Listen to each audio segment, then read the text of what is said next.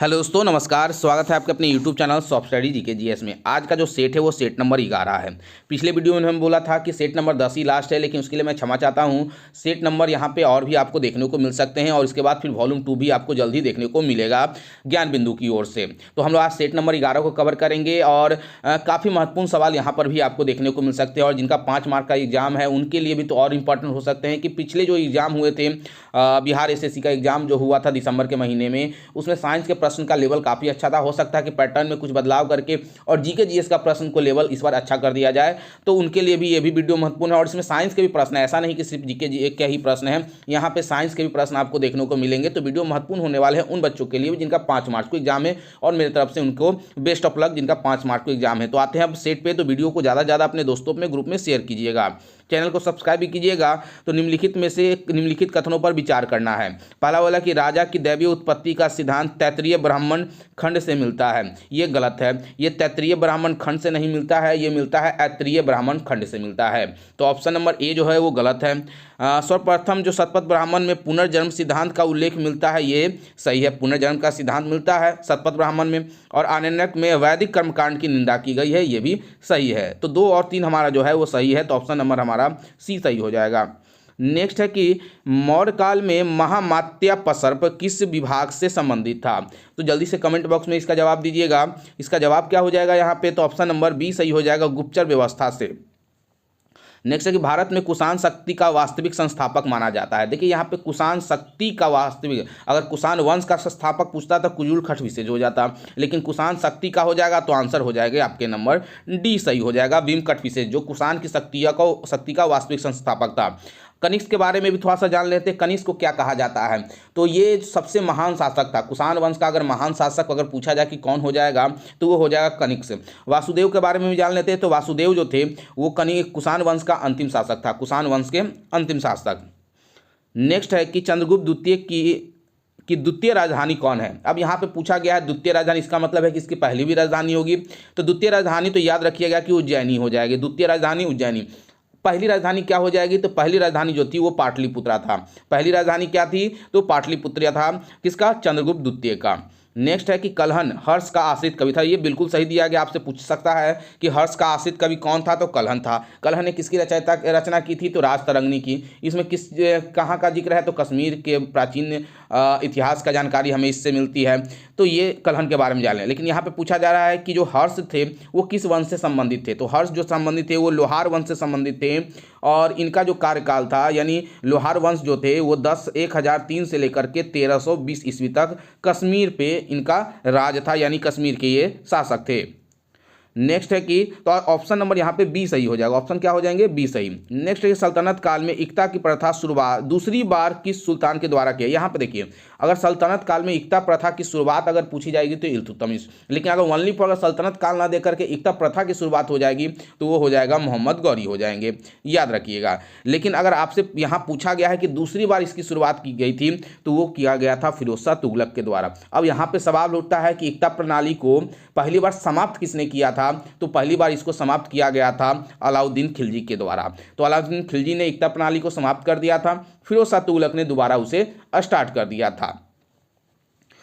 Next है कि भारत में मोहम्मद गौरी को प्रथम बार हार का सामना कब करना पड़ा था? यह भी महत्वपूर्ण सवाल है कि प्रथम बार मोहम्मद गौरी कब हार गए थे? 1175 ईस्वी में, याद रखिए।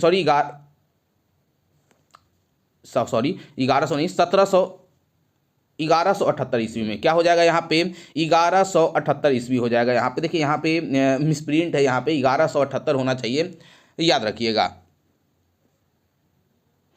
1178 यहाँ पे होगा 1178 ईस्वी में। यहाँ पे 1775 नहीं, 1175 होगा यहाँ पे, ये थोड़ा सा मिसप्रिंट है। तो 1178 ईस्वी में क्या हो गया था कि मोहम्मद गौरी पहली बार हार गए थे। किससे हारे थे? तो भीम द्वितीय से इनको पराजित होना पड़ा था। कहाँ पे इन्होंने आक्रमण किया था? तो गुजरात पे, क्योंकि भीम द्वितीय जो थे वो गुजरात के शासक थे और वहीं पे पहली बार इनको मोहम्मद गौरी को क्या करना पड़ा था? हार का सामना पड़ा था। 1175 के बारे में जान लेते हैं। तो मोहम्मद गौरी ने 1175 में भारत पे आक्रमण करने की शुरुआत की, यानी भारत पे अगर पहली बार अगर आपसे पूछा जाएगा कि मोहम्मद गौरी ने भारत पे पहली बार आक्रमण कब किया, तो 1175 ईस्वी में उन्होंने आक्रमण किया था। तो इन दोनों बातों को याद रखिएगा। नेक्स्ट है कि खामनौर का युद्ध कब हुआ था। खामनौर का युद्ध यहाँ पे पूछा जा रहा है। तो खामनौर का युद्ध को हम लोग याद रखिएगा कि हल्दी घाटी का भी युद्ध के नाम से जानते हैं, यानी हल्दी घाटी युद्ध का ही दूसरा नाम है खामनौर का युद्ध। अब आप बताइए, हल्दी घाटी का युद्ध सभी को पता होगा, तो ये था 1576 ईस्वी में, 1576 ईस्वी में। अब इसमें हल्दी घाटी के युद्ध में कौन लड़े थे, तो एक तरफ अकबर और एक तरफ महाराणा प्रताप के बीच हुआ था।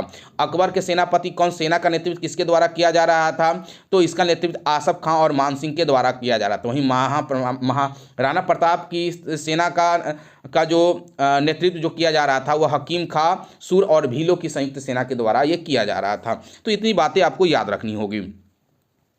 निम्नलिखित में से कांग्रेस द्वारा किसकी अध्यक्षता में भारत छोड़ो प्रस्ताव किया गया, यानी उस समय कांग्रेस के अध्यक्ष कौन थे, तो अबुल कलाम आज़ाद। ऑप्शन नंबर 9 का सी सही हो जाएगा। अब आपको पता होगा कि भारत छोड़ो प्रस्ताव कब पारित किया गया, कमेंट बॉक्स में इसके जवाब दीजिएगा, क्योंकि ये आपको सबसे ज़्यादा मालूम होनी चाहिए, क्योंकि ये एग्जाम में बार बार पूछे गए हैं। नेक्स्ट है कि निम्नलिखित में से कौन सा गडकरी विद्रोह का नेतृत्व करता थे। गडकरी विद्रोह का नेतृत्वकर्ता, देखिए यहाँ पे 2 नेतृत्वकर्ता यहाँ पे देखने को मिलेंगे। ऑप्शन में तो आपका ऑप्शन के अनुसार हो जाएगा दाजी कृष्ण पंडित। ऑप्शन में क्या सही जवाब हो जाएगा, दाजी कृष्ण पंडित। और ये हुआ कब था, ये भी याद रखिएगा, गडकरी विद्रोह हुआ कब था, 1844 में हुआ था। कहाँ हुआ था, महाराष्ट्र में हुआ था, महाराष्ट्र के कोल्हापुर में। अच्छा, इसके दूसरे कौन थे अभी बताया कि 2 व्यक्तियों को नाम जरूर याद रखना, एक दाजी कृष्ण पंडित और दूसरा आपको याद रखना होगा बाबाजी अहिरकर। याद रखिएगा, बाबाजी अहिरकर याद रखिएगा। तो दोनों नामों को आपको याद रखना होगा, क्योंकि ऑप्शन में हो सकता है कि दाजी कृष्ण पंडित ना देकर के बाबा हरिरकर दे देंगे, अहिरकर दो क्या कीजिएगा। तो दोनों नामों को याद रखिएगा। कब हुआ, 1844 में हुआ। कहाँ हुआ, महाराष्ट्र में हुआ।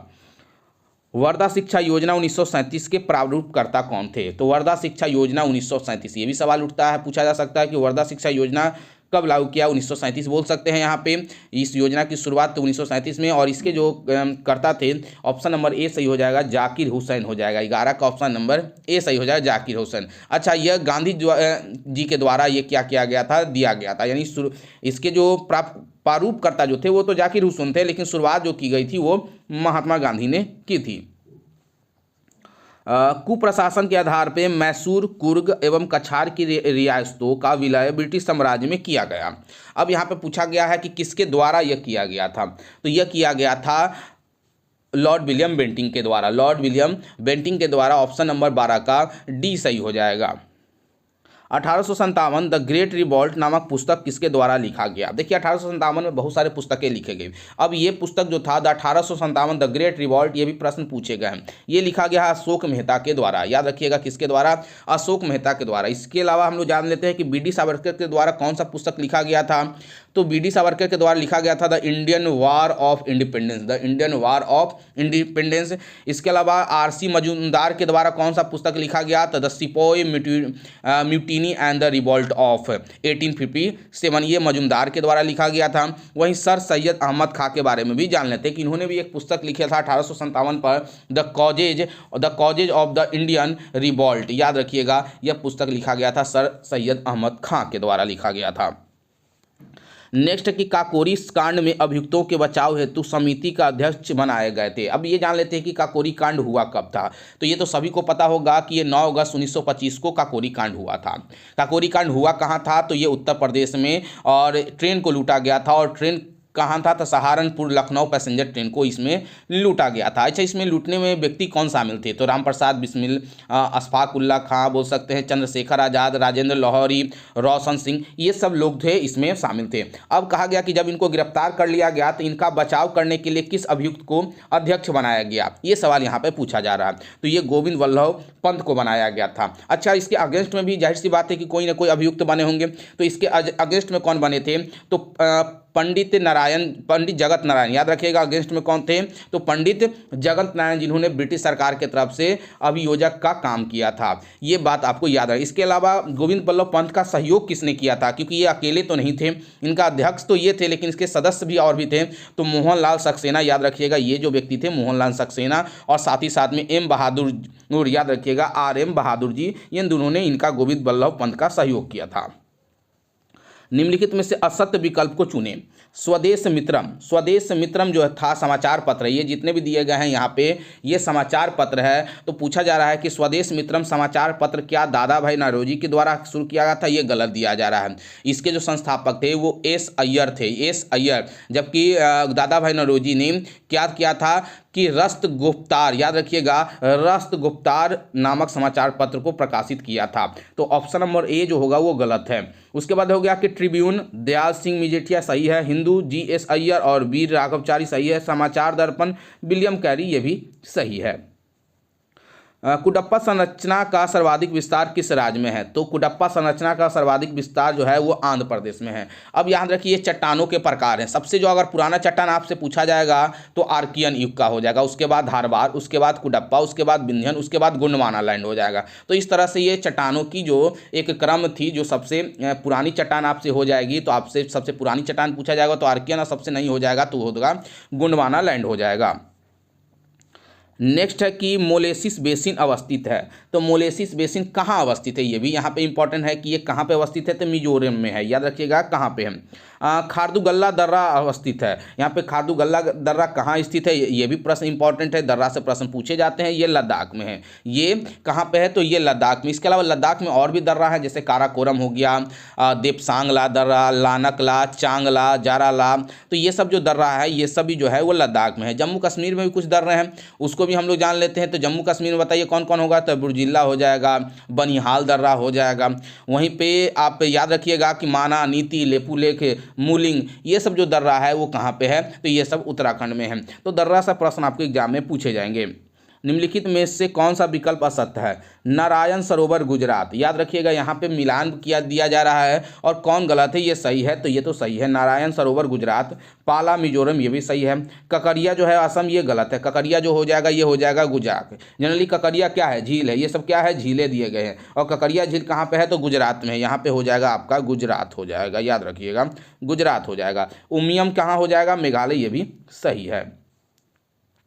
नेक्स्ट है कि कोपेन के जलवायु वर्गीकरण का आधार क्या है? कोपेन के जलवायु के वह जो है वो वर्षा व तापमान हो जाएगा। क्या सही जवाब हो जाएगा 20 का, तो वर्षा व तापमान हो जाएगा।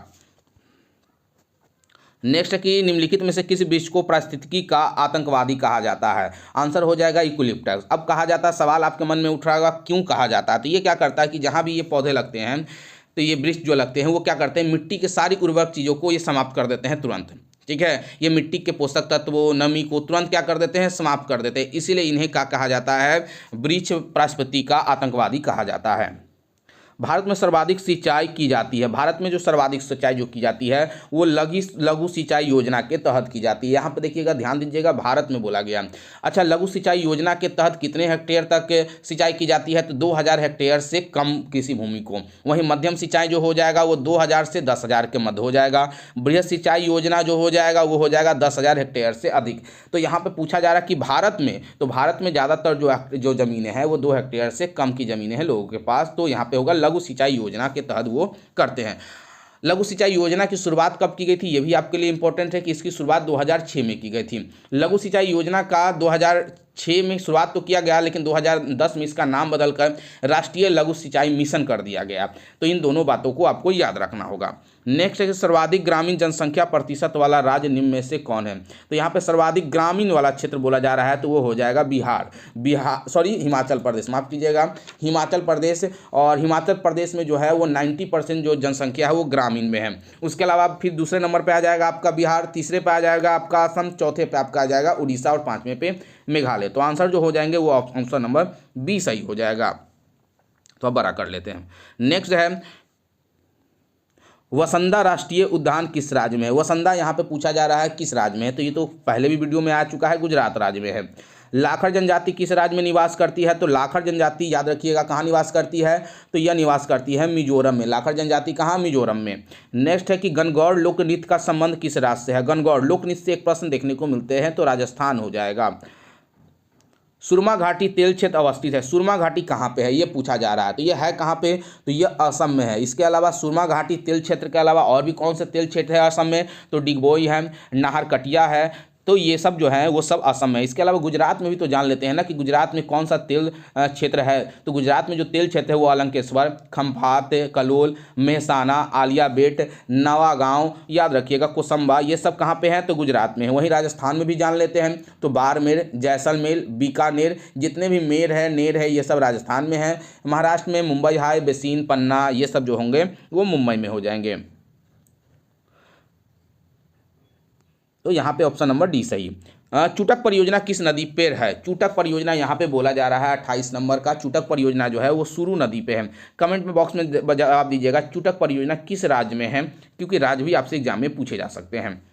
पर्वत निर्माण के विभिन्न सिद्धांत के संदर्भ में निम्नलिखित में से कौन सा विकल्प असत्य यहाँ पे दिया गया है? अब यहाँ पे सिद्धांत है और इसके जो है भूगोलवेत्ता है, यानी इसके सिद्धांत का जो प्रतिपादित किया था वो लोग हैं। तो संवहन तरंग होम्स यहाँ पे बोला जा रहा है, संवहन तरंग होम्स ये सही है। महाद्वीपीय फिसलन डेली ये भी सही है। महाद्वीपीय विस्थापन जोली ये गलती है। महाद्वीपीय विस्थापन जो होगा वो वेगनर हो जाएगा, वेगनर याद रखिएगा, वेगनर हो जाएगा। और जोली जो हो जाएगा वो रेडियो एक्टिविटी सिद्धांत इन्होंने जारी किया था। तापीय संकुचन क्या हो जाएगा? जॉफ्री ये भी सही है। तो ऑप्शन नंबर हमारा सी जो होगा वो गलत मिलान है। मोजाम्बिक जलधारा किस महासागर की है? तो मोजाम्बिक तो ये तो सभी को पता होगा, ये हिंद महासागर की है। कहाँ की है? हिंद महासागर के मोजाम्बिक अग्रुकास, और ये दोनों जो है वो गर्म जलधारा है। संपूर्ण भारत के लिए एक पृथक विधानसभा परिषद की स्थापना निम्नलिखित में से किस अधिनियम में की गई थी? तो 31 का 18 ऑप्शन नंबर बी सही हो जाएगा। चार्टर एक्ट 1853 के तहत ही क्या हो गया था कि पृथक विधान परिषद की स्थापना की गई थी। वहीं चार्टर एक्ट 1833 के बारे में भी हम लोग जानते हैं। क्या जानते हैं? तो यहाँ पे हम लोग जानते हैं कि यहाँ पे बंगाल के गवर्नर जनरल को भारत का गवर्नर जनरल बना दिया गया था इसी चार्टर एक्ट के तहत। विधि द्वारा स्थापित इस प्रक्रिया को भारतीय संविधान में ग्रहण किया गया है। तो कहाँ से ग्रहण किया गया है? तो विधि द्वारा स्थापित जो ग्रहण किया गया है या जापान से ग्रहण किया गया है। 32 का ऑप्शन नंबर सी सही हो जाएगा। निम्न राज्यों में से निर्माण का सही, यहाँ पे सही होगा, उल्टा लिखा गया है, सही आरोही क्रम बताना है। तो यहाँ पे सही आरोही क्रम बोला जा रहा है, तो यानी सबसे पहले कौन और उसके बाद में कौन। तो ऑप्शन नंबर ए हो जाएगा नागालैंड, मेघालय, सिक्किम और अरुणाचल प्रदेश। अच्छा, नागालैंड हुआ कब था ये जान लेते हैं। तो 16वां राज्य बना था 1963 में, ये 1963 हो जाएगा, ये 1963। मिजोरम जो हो जाएंगे 1972 में हो जाएंगे, याद रखिएगा। मिजोरम जो हो जाएंगे, मिजोरम नहीं, मेघालय है, माफ़ कीजिएगा, मेघालय जो है वो 1972 में हो जाएंगे। और इसके अलावा सिक्किम जो दिया गया है तो ये तो सभी को पता होगा 1975 में हो जाएगा, और अरुणाचल प्रदेश 1987 में हो जाएगा। नेक्स्ट, निम्नलिखित में से अपने किस वाद में सुप्रीम कोर्ट ने कहा भारत में केवल प्राकृतिक व्यक्ति को ही नागरिकता दी जाएगी, विधिक व्यक्तियों को नहीं दी जाएगी? तो यहाँ पे ये किसने कहा था? तो ये कहा गया था 34 का ऑप्शन नंबर डी सही हो जाएगा। स्टेट ट्रेडिंग, याद रखिएगा, state trading corporation of India limited बनाम कॉमर्शियल टैक्स ऑफिसर वाद 1963 हो जाएंगे। परमादेश रीट किसके खिलाफ जारी नहीं की जा सकती है? देखिए, परमादेश जो है वो निजी व्यक्ति, राज्यपाल और राष्ट्रपति तीनों के खिलाफ जारी नहीं की जा सकती है। तो ऑप्शन नंबर डी सही हो जाएगा, इनमें से सभी के खिलाफ जारी नहीं की जा सकती। अब सवाल उठता है कि परमादेश रीट जो है वो किसके खिलाफ जारी है? तो केवल अधिकारी, चाहे वो निगम का अधिकारी हो, चाहे वो न्यायालय का अधिकारी हो, तो अधिकारी के विरुद्ध जो होते हैं, जो भी सरकारी अधिकारी हैं, उनके विरुद्ध जो होता है वो परमादेश रीट जारी किया जा सकता है। भारत में संविधान में जमींदारी उन्मूलन का उल्लेख कहाँ है? जमींदारी उन्मूलन का उल्लेख कहाँ मिलता है? तो यह मिलता है ऑप्शन नंबर बी 39 से, अनुच्छेद नंबर 39 के तहत राज्य के नीति निर्देशक तत्व में। तो ऑप्शन नंबर बी सही हो जाएगा। उपराष्ट्रपति के चुनाव में प्रस्तावक और अनुमोदक होते हैं, तो इनका जो रेशियो होता है वो 20:20 होता है उपराष्ट्रपति का। अगर राष्ट्रपति पूछा जाएगा तो 50:50 हो जाएगा, उपराष्ट्रपति में 20:20 हो जाएगा, और प्रस्तावक अनुमोदक दोनों अलग अलग होते हैं। नियंत्रण एवं महालेखक परीक्षक की रिपोर्ट को संसद समक्ष रखता है, तो नियंत्रण एवं महालेखक के संसद जो समक्ष रखता है वो रखता है राष्ट्रपति। संसद के सामने कौन रखता है? जो भी नियंत्रण महालेखक परीक्षा रिपोर्ट देते हैं उसको राष्ट्रपति संसद के सामने रखते हैं, और उसमें क्या करते हैं कि लोकाध्यक्ष का जो काम होता है वो क्या करते हैं कि उसको उसकी जांच करने के लिए लोक लेखा समिति के पास भेज दी जाती है। तो यहाँ पे पूछा गया कि संसद के समक्ष कौन रखता है? तो राष्ट्रपति रखता है। संसद को स्थगित करने का अधिकार है, संसद को स्थगित करने का अधिकार हम लोग जानते हैं कि लोकसभा अध्यक्ष के पास है, और लोकसभा अध्यक्ष का मतलब होगा पीठासीन अधिकारी के पास है। तो ऑप्शन नंबर सी सही हो जाएगा। अनुच्छेद 287 राज्य विधानमंडल को शक्ति प्रदान है। राज्य विधानमंडल को अनुच्छेद 287 में तो विद्युत की बिक्री और उपभोग पर कर लगाने की, यानी कर लगाने की अधिकार है। तो ऑप्शन नंबर ए सही हो जाएगा। निम्नलिखित में से कौन सी भाषा संविधान की 8वीं अनुसूची में नहीं है? तो राजस्थानी जो भाषा है संविधान के 8वीं अनुसूची में नहीं है, लेकिन 2022 में राजस्थान में ये रखा गया था, राजस्थान के विधानसभा में ये बातों को रखा गया था कि राजस्थानी भाषा को क्या किया जाए कि संविधान के 8वीं अनुसूची में डाला जाए। राष्ट्रपति शासन पहली बार में कितनी अवधि तक होता है? देखिए यहाँ पे अगर राष्ट्रपति शासन अगर पहली बार पूछा जाएगा तो 2 महीने के लिए होगा, लेकिन अगर लोकसभा और संसद के बैठक के बाद इसे 6 माह के लिए कर दिया जाता है और मैक्सिमम जो होता है यह 30 वर्ष तक किया जा सकता है। मैक्सिमम कितने वर्षों तक किया जा सकता है? तो 3 वर्षों तक किया जा सकता है। तो ऑप्शन नंबर यहाँ पे पूछा जा रहा है कि राष्ट्रपति जो है वो पहली बार कितने दिनों के लिए हो सकता है? तो 2 माह के लिए, और 2 माह के बाद दोनों सदनों से अनुमोदन लिया जा सकता है तो उसे 6 माह के लिए किया जाएगा, और अनिश्चित 3 वर्ष के लिए हो सकता है। वहीं राष्ट्रीय अगर आपात, देखिए यहाँ पे राष्ट्रपति शासन है, अगर राज्य आपात अगर आपसे पूछा जाएगा तो 1 माह के लिए हो जाएगा, और ये जो होता है ये भी अनुमोदन के बाद जो होता है वो 6 माह के लिए बढ़ाया जाता है, और अनिश्चित जो है इसका वो अनिश्चित काल के लिए है, जो मतलब मैक्सिमम जो है इसका वो अनिश्चित काल के लिए है। तो दोनों बातों को याद रखिएगा। अच्छा, वित्तीय आपात भी आपसे एग्जाम में पूछा जा सकता है कि वित्तीय आपात की पहली अवधि क्या होगी? तो ये भी 2 माह के लिए होगी। भारत में अभी भी वित्तीय आपात नहीं लगा है। अच्छा, वो पहला राज्य जहाँ पे राष्ट्रपति शासन लागू हुआ था तो पहला राज्य था वो पंजाब था, 1951 में लगा था। नेक्स्ट है कि किस संविधान संशोधन के तहत महिलाओं को ग्राम पंचायत में 30% स्थान आरक्षित है? तो 30% आरक्षण आया तो 73वां संविधान संशोधन 1992 में किया गया था। याद रखिएगा 73वां संविधान संशोधन 1992 हो जाएगा। निम्नलिखित में से कौन सा सांविधिक निकाय नहीं है? यहाँ पे पूछा जा रहा है कि सांविधिक निकाय कौन नहीं है? तो केंद्रीय प्रशासनिक अधिकरण जो है ये संवैधानिक निकाय है। 44 का ऑप्शन नंबर यही हो जाएगा कि ये संवैधानिक है, बाकी सब सांविधिक है। राष्ट्रीय मानवाधिकार आयोग, राष्ट्रीय महिला आयोग, राष्ट्रीय अल्पसंख्यक आयोग। नेक्स्ट है कि राज्य विधान परिषद में राज्यपाल द्वारा साहित्य, कला, विज्ञान और समाज सेवा मनोनीत होते हैं। तो ये कितने मनोनीत होते हैं? तो 45 का ऑप्शन नंबर सी सही हो जाएगा। कुल सदस्यों का 1/6 हो जाएगा, 1/6 हो जाएंगे। जब लिफ्ट एक समान वेग से ऊपर या नीचे जाए तो व्यक्ति का भार में क्या परिवर्तन होगा? देखिए यहाँ पे अगर एक समान वेग से यहाँ पे पूछा जा रहा है, यहाँ पे पूछा जा रहा है, समझने की कोशिश कीजिएगा। अगर एक समान वेग से अगर ऊपर नीचे जाए तो उसमें कोई परिवर्तन नहीं आएगा, उसके भार में कोई परिवर्तन नहीं आएगा। लेकिन जब एक समान वेग की जगह पर अगर त्वरण दिया जाएगा तो जब ऊपर जाएगा तो बढ़ जाएगा और नीचे जाएगा तो उसका जो भार है वो घट जाएगा। तो यहाँ पे आपको पकड़ने की जरूरत क्या है कि यहाँ पे इस वर्ड को पकड़ना है कि वेग बोला जा रहा है कि त्वरण बोला जा रहा है। अगर वेग बोला जाएगा तो कोई बदलाव नहीं, अगर त्वरण बोला जाएगा तो ऊपर जाने पे उसका भार बढ़ेगा, नीचे जाने पे उसका भार घटेगा। प्रत्यास्था सीमा के अंदर किसी वस्तु में उत्पन्न विकृति उस पर लगाए गए प्रतिबल के समानुपाती होता है। यह नियम किसका है? यह नियम हुक के नियम को दर्शाता है। यह नियम किसको दर्शाता है? तो हुक के नियम को दर्शाता है। तरल पदार्थ का अपेक्षित घनत्व मापा जाता है। तो तरल पदार्थ यानी लिक्विड को हम लोग किस में नापते हैं? अपेक्षित घनत्व हम लोग नापते हैं तो 48 का हाइड्रोमीटर में आ जाएगा। वहीं हाइग्रोमीटर से हम लोग क्या नापते हैं? तो आर्द्रता, अपेक्षित आर्द्रता हम लोग नापते हैं। वहीं पे हम लोग बैरोमीटर से क्या नापते हैं? तो वायुमंडलीय हम लोग दाब नापते हैं। ध्वनि पर ताप का क्या प्रभाव पड़ता है? देखिए ध्वनि पर ताप का प्रभाव पूछा जा रहा है। ताप बढ़ने पे ध्वनि बढ़ जाएगी, ताप घटने पे ध्वनि घट जाएगी। तो 49 का ऑप्शन नंबर डी सही हो जाएगा। ताप पर क्या प्रभाव? चाल बढ़ जाएगी।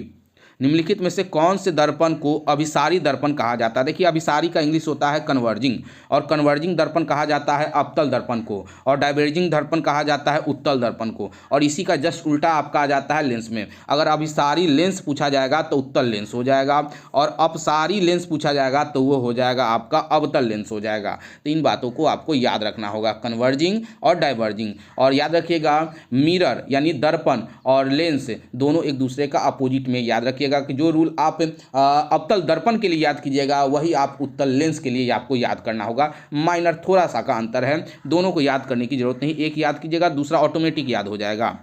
चंद्र ग्रहण घटित होता है। चंद्र ग्रहण कब होगा? देखिए चंद्र ग्रहण जो होगा वो पूर्णिमा के दिन लगता है और सूर्य ग्रहण अमावस्या के दिन लगता है। तो ऑप्शन नंबर बी सही हो जाएगा।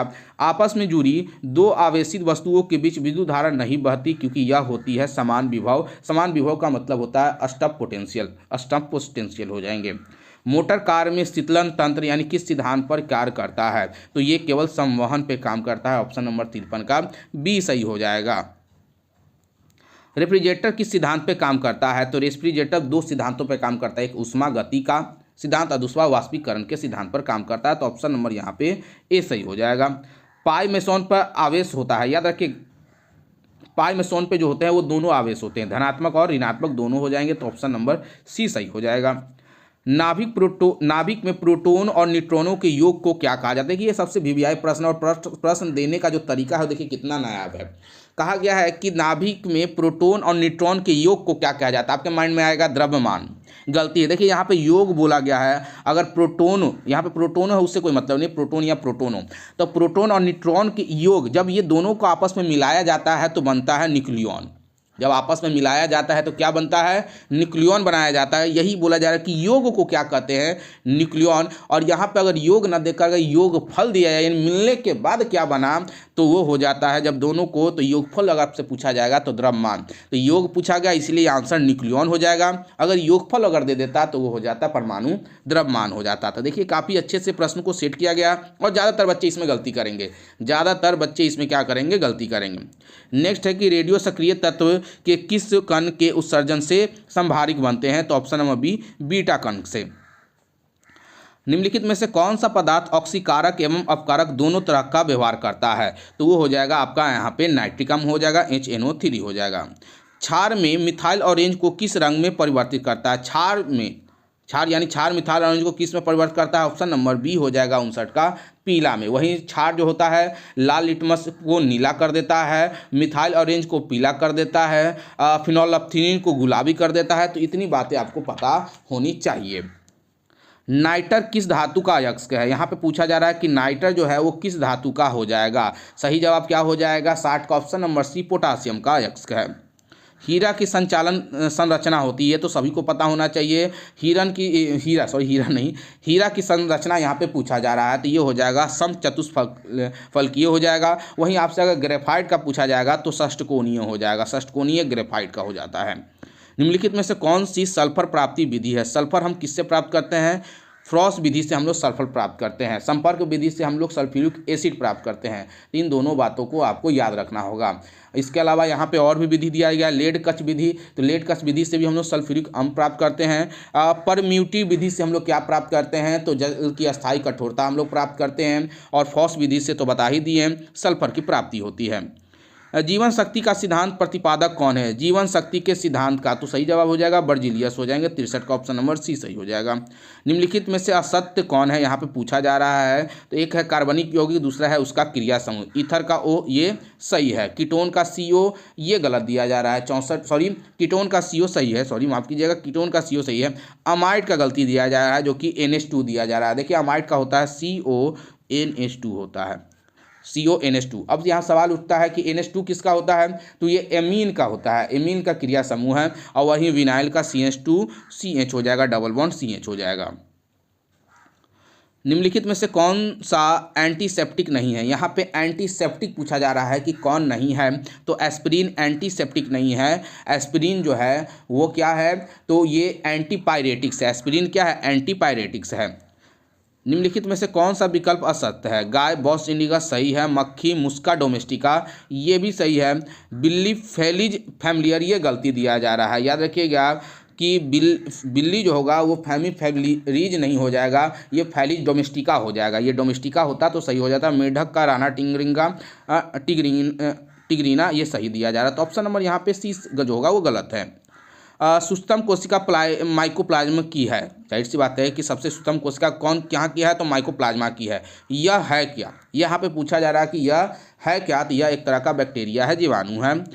निम्नलिखित में से कौन सा मोनेरा जगत का भाग नहीं? देखिए यहाँ पे अगर 9th का आप NCERT किताब उठाइएगा उसमें दिया गया है किंगडम के बारे में, प्लांट और एनिमल किंगडम के बारे में दिया गया है। यहाँ पे मोनेरा जगत का भाग पूछा जा रहा है कि कौन नहीं है? तो वो हो जाएगा कवक। कवक जो होगा वो मोनेरा जगत का भाग नहीं है।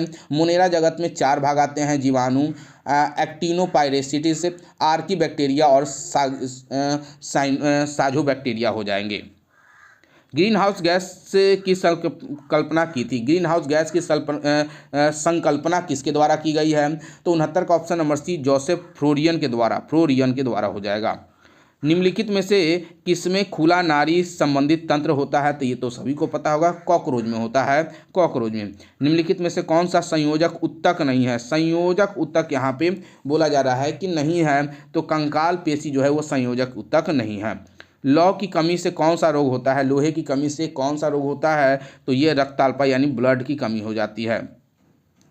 हमारे शरीर में कुल कितनी मांसपेशियां है? तो हमारे शरीर में कुल 639। देखिए ऑप्शन के अनुसार यहाँ पे 639 है, याद रखिएगा 650 भी अगर आपसे ऑप्शन में दिया जाएगा तो वो भी सही होगा, दोनों नहीं दिया जाएगा।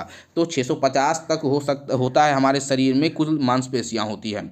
योग्यतम की उत्तरजीविता का प्रतिपादित किया था? योग्यतम की उत्तरजीविता, तो सही जवाब 74 का क्या हो जाएगा? डार्विन ने किया था।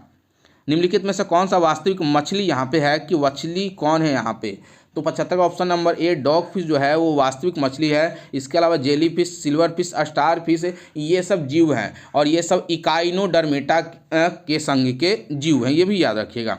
निम्नलिखित में से कौन सा विकल्प असत्य है? यहाँ पे कौन सा विकल्प है? तो अंतर्राष्ट्रीय अध्यक्ष भारोत्तोलन महासंघ मोहम्मद जुलूद, अध्यक्ष अंतर्राष्ट्रीय हॉकी महासंघ सैफ अहमद, भारतीय cricket control board Sourav Ganguly, ये गलत हो गया। महानिदेशक भारतीय खेल प्राधिकरण, ये भी सही है। देखिए इसमें बदलते रहते हैं, लेकिन यहाँ पे अगर जो गलत नाम दिख रहा है वो है भारतीय क्रिकेट बोर्ड कंट्रोल यानी बीसीसीआई के वर्तमान में अध्यक्ष कौन है? तो रॉजर बिन्नी है। तो यहाँ पे इस बातों को याद रखिएगा। नेक्स्ट है कि हाल ही के दिनों में पर्यावरण एवं वन मंत्री भूपेंद्र यादव ने वन रिपोर्ट 2021 जारी किया, यह कौन सा है? तो यह कौन सा रिपोर्ट हो जाएगा? तो 77 का ऑप्शन नंबर बी सही हो जाएगा। 77 का 17वां रिपोर्ट है ये। डोल उत्सव 2022 का आयोजन किस राज्य में किया गया? उत्सव से प्रश्न पूछे जाते हैं, किस राज्य में किया गया? पश्चिम बंगाल में किया गया। हाल ही के दिनों में यूएनडीपी की सद्भावना दूत कौन बनी है? देखिए हाल ही में इसमें बदलाव भी देखने को मिला है, लेकिन यहाँ पे जो आंसर हो जाएगा वो पद्मा लक्ष्मी हो जाएंगे। आप कमेंट बॉक्स में वर्तमान में कौन है ये जरूर हमें बताइएगा, क्योंकि यहाँ पे प्रश्न जो है थोड़े से पहले का है और हाल ही में इसमें बदलाव देखने को मिला है।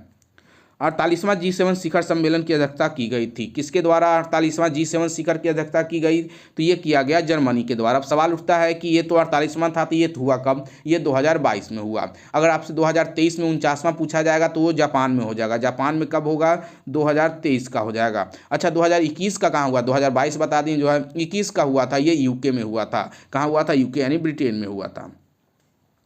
हाल ही के दिनों में भारत का पहला यूरो ग्रीन बॉन्ड कौन सी कंपनी द्वारा जारी किया गया? ये जारी किसके द्वारा किया गया? काफ़ी महत्वपूर्ण सवाल है। ऑप्शन नंबर ए होगा पावर फाइनेंस कॉर्पोरेशन लिमिटेड के द्वारा होगा। भारत की पहली तैरती हुई मिसाइल परीक्षण रेंज का नाम क्या है? तो इसका जो नाम रखा गया है वो INS अन्वेष रखा गया है, INS अन्वेष। हाल ही में के दिनों में कौन सा देश अपने दूसरे सैन्य उपग्रह नूर 2 को परीक्षण किया है? तो सही जवाब 83 का क्या हो जाएगा? बी नंबर ईरान हो जाएगा। हाल ही के दिनों में घटियाना द्वीर्ण नामक केकरे की नई प्रजाति खोजी गई है, यह कहाँ पे खोजी गई है ये पूछा जा रहा है। तो यह कर्नाटक में खोजी गई है केकरे की नई प्रजाति। विश्व साहित्य पुस्तक शिक्षक पुरस्कार 2022 किसे प्रदान किया गया? तो 2022 जो प्रदान किया गया यहाँ पे पूछा जा रहा है, तो ये हो जाएगा अरुण कुमार झा को। वहीं पे अरुण कुमार झा हो जाएगा। इसके अलावा और भी जान लेते हैं, तो स्वाति परिमय को दिया गया फ्रांस का सर्वोच्च नागरिक पुरस्कार 2022 में। सतीश कुमार राय को दिया गया, जो यहाँ पे सतीश कुमार राय हैं, इन्हें दिनकर राष्ट्रीय सम्मान 2022 दिया गया। फार्मूला 1 में सिंगापुर ग्रैंड प्रिक्स 2022 के विजेता कौन है? तो फार्मूला 1 में भी से भी एक प्रश्न जरूर पूछे जाते हैं। ऑप्शन नंबर 20 सर्जियो पेरेज हो जाएंगे। गांधी के हत्यारे the making of the Nathuram Godse नामक पुस्तक किसके द्वारा लिखा गया? ये धीरेन्द्र झा के द्वारा यह पुस्तक जो लिखा गया है, धीरेन्द्र झा के द्वारा पुस्तक लिखा गया है। विश्व बाल श्रम निषेध दिवस किस तिथि को मनाया जाता है? तो 88 का ऑप्शन नंबर बी सही हो जाएगा, 12 जून को मनाते हैं। हाल ही के दिनों में सुश्री निकहत जरीन को अर्जुन पुरस्कार 2022 से सम्मानित किया गया, इसका संबंध किस खेल से है? तो 89 का ऑप्शन नंबर सी सही हो जाएगा, बॉक्सिंग से संबंधित है। वैश्विक शांति सूचकांक 2022 में प्रथम स्थान आइसलैंड को प्राप्त हुआ और इसमें भारत का स्थान पूछा जा रहा है। तो 90 का क्या सही जवाब हो जाएगा? ऑप्शन नंबर ए हो जाएगा, 135वां स्थान। मेयर्स कप का संबंध किस खेल से है? मेयर्स कप का संबंध यहाँ पे बोला जा रहा है मुक्केबाजी से है। नेक्स्ट है कि महादेवी वर्मा को उनकी कौन सी रचना के लिए ज्ञानपीठ पुरस्कार दिया गया था। महादेवी वर्मा को किसके लिए दिया गया था, ये दिया गया था यामा के लिए। वहीं चितंबरा के लिए, याद रखिएगा, चितंबरा के लिए सुमित्रा नंदन पंत को ज्ञानपीठ पुरस्कार दिया गया। उर्वशी के लिए सभी को पता होगा रामधारी सिंह दिनकर को दिया गया था, ज्ञानपीठ पुरस्कार दिया गया था। पहली बार राज्य अर्थव्यवस्था सिद्धांत के प्रतिपादक थे। पहली बार राज्य अर्थव्यवस्था सिद्धांत के प्रतिपादक कौन थे? ऑप्शन नंबर ए सही हो जाएगा, कार्ल मार्क्स हो जाएंगे। निर्धनता उन्मूलन के लिए 20 सूत्री आर्थिक कार्यक्रम का शुरुआत किस वर्ष किया गया? ये भी वीवीआई प्रश्न है। 20 सूत्री कार्यक्रम की शुरुआत कब की गई थी? ऑप्शन नंबर सी 1982 सही हो जाएगा। यदि प्राथमिक घाटे में ब्याज भुगतान को सम्मिलित कर लिया जाए तो वह किसके बराबर होगा? यह किसके बराबर हो जाएगा? तो यह हो जाएगा राजस्व व्यय के बराबर हो जाएगा। अब यहाँ से आपके लिए मैथ के प्रश्न है जो खुद से सॉल्व कीजिएगा। हाँ, मैं इसके आंसर को जरूर आपको लगा दूंगा। तो पहला का जो 95 का ऑप्शन नंबर डी होगा, आप क्वेश्चन जरूर पढ़ते रहिएगा। पाइप ए पाइप बी यहाँ पे पाइप से यानी वर्क एंड टाइम से प्रश्न पूछे गए हैं। तो 97 का ऑप्शन नंबर क्या सही हो जाएगा? बी सही हो जाएगा, 5 घंटे हो जाएंगे। 98 नंबर का भी प्रश्न का आंसर आपको बता दिया जाए तो ये भी होंगे 126 यानी बी सही हो जाएंगे, ऑप्शन नंबर बी हो जाएगा। 99 नंबर का क्या सही जवाब होगा देख लीजिए प्रश्न को अच्छी तरह से, और 99 का जो आंसर हो जाएगा ऑप्शन नंबर बी सही हो जाएगा, ऑप्शन नंबर बी केवल सी सही हो जाएंगे। और आज का लास्ट प्रश्न है, नेक्स्ट वीडियो में हम लोग फिर मिलेंगे। अभी और भी सेट बचे हुए हैं ज्ञान बिंदु के, और 100 का जो आंसर हो जाएगा ऑप्शन नंबर सी जी हो जाएगा, ऑप्शन नंबर सी जो होगा वो जी हो जाएगा। तो वीडियो को शेयर जरूर कीजिएगा, चैनल को सब्सक्राइब भी। धन्यवाद।